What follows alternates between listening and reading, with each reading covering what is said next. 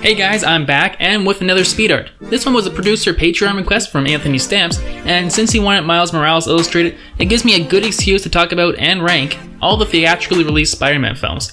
But I'm not including any of the 70s and 80s films because they were just long episodes of TV series or any film in which Spider-Man is not the lead, so I won't be including Civil War or Avengers Infinity War. So, with that out of the way, and with some light spoilers ahead probably, let's jump into the series and rank them from worst to first. Starting with the true stinker at number 7, we have The Amazing Spider-Man 2. There's so much I could complain about with this film, but first I'm going to tell you what I like. First, his suit is nearly a perfecto. Looks like it jumped straight from the pages of a comic book onto the screen. Second, Andrew Garfield and Emma Stone have great chemistry. Probably because they were dating in real life, even though their dialogue can be a little clunky. And third, the CGI is top notch. You can see where every penny of the budget went, and the action scenes are pretty spectacular. So with the good out of the way, let's talk about the bad. We have the script that can't seem to give Electro a good excuse to even hate Spider-Man, so they shoehorn in this whole he forgot his name after meeting him once thing, and alongside that they stuff in the Green Goblin and the Rhino, neither of which feel at all fully fleshed out. And it's also a film that feels like it's missing huge chunks of plot. Obviously in editing they probably cut out at least 40 minutes worth of material. I'm assuming most of it was from the whole mystery behind Peter's parents' death, which is another plot element that just should have been cut from the series completely. Now, I don't want to give this film too much time, so let's go on to the number 6. And that spot is going to have to go to The Amazing Spider-Man from 2012.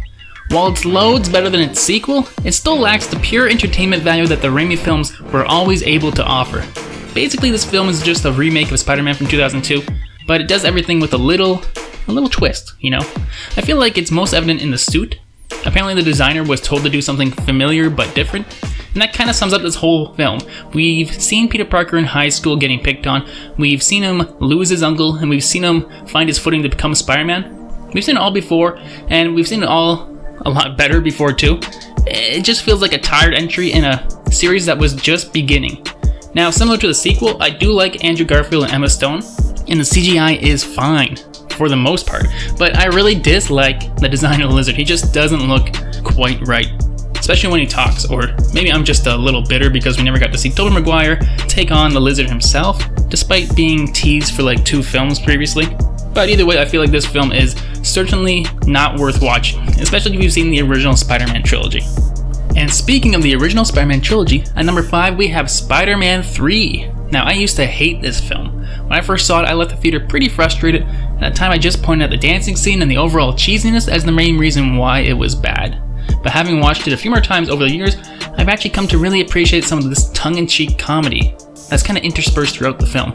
But where the movie falls apart is the overabundance of villains. Much like The Amazing Spider-Man 2, this film has 3 villains, has the new Goblin, Sandman, and Venom, and unfortunately none of these villains get the screen time to truly make us care for them, which is unfortunate because I think if you were to cut it down to 1 or 2, this film could have been just as good as the previous entries, but instead it comes off as a little bit muddy.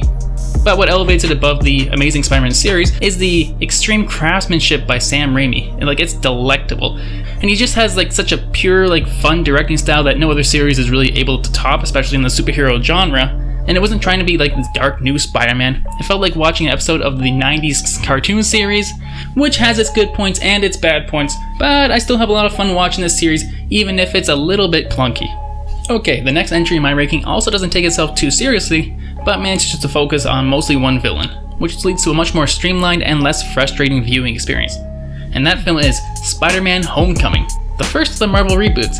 It's basically the antidote for the Amazing Spider-Man series and feels closer in direction to the Sam Raimi films without ever really crossing over into that whole schlocky territory that those films really basked in.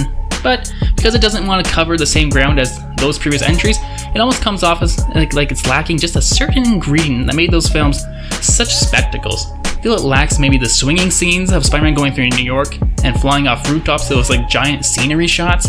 Instead, Homecoming focuses on Spider-Man almost landlocked the entire film, which doesn't hurt the story, because I actually think it's pretty good. It's just missing some of the visual wonder. And I do think Tom Holland does a pretty great job in the role, and I'm looking to see where this series goes next, especially with Spider-Man Far From Home coming out later this year. And it was tough deciding on if this next entry was going to be 2nd or 3rd place, but ultimately I had to put it into 3rd place despite it being one of my favorite superhero films. So coming in at number 3 is the original Spider-Man from 2002. This film came out right when I was pretty young, maybe around 11 years old, so I might be a little bit nostalgic in my rankings, but I feel it captures everything that makes a Spider-Man film great while giving us his origin in just a non-contrived way. Amazing Spider-Man. Sure, Tobey Maguire looks about 10 years too old to be in high school, but he does a convincing enough job of playing the nerdy outcast Peter Parker before he got progressively more handsome with each reboot. Also, Willem Dafoe, he just chews up the scenery as Norman Osborn and as the Green Goblin. And I remember people complaining at the time that the Green Goblin was just a flight suit, but I think it actually works really well here, allowing for Norman to interact more with people during the movie, leading to that tense Thanksgiving dinner scene. The only real issue I have with this film is that damn Nickelback song that came out and played everywhere after this movie became a hit. And as a Canadian, I feel I have to personally apologize for Chad Kroeger's musical career. So, for that I'm very sorry. And moving on. Okay, so I don't think this is recency bias because I watched all the other Spider-Man films a few months back, but coming in at number 2 on my list is the brand new Spider-Man Into the Spider-Verse. This is probably one of the most original Spider-Man films, both in its design and in its story. Somehow it perfectly is able to blend together multiple Spider-Man and villains into a seamless picture that never feels boring. There's also a lot of heart in this film, and I won't spoil it, but there's a few scenes that really kind of hit me in the feels, both in terms of what goes on with our new Spider-Man and with what happens with our Peter Parker who's teaching him. And besides, any film that's able to include Spider-Ham and not have it seem out of place is probably doing something right, or at least interesting. And if you haven't seen the movie yet, stick around until after the credits. I was literally the last person in my theater to leave because I knew there was going to be some kind of teaser for a potential sequel. Yeah, even my girlfriend left to go to the washroom before the credits started, and the person who comes to clean up the theater after the film finishes started sweeping. But don't let that deter you, because the little bonus scene at the end is probably one of the funniest things I've seen in a superhero flick in a long time. So, that leads to the number 1 spot. And I'm sure a lot of you were thinking it, but it's gonna go to the incredible and near pitch perfect Spider-Man 2. Taking everything from the first Spider-Man but improving on it with each step, from the CGI, to the acting, to the villain. Like Dr. Octopus, who, before I saw this film, always felt a little flat in the cartoon series, actually feels like a fully fleshed out villain who we immediately sympathize with and understand his motivations.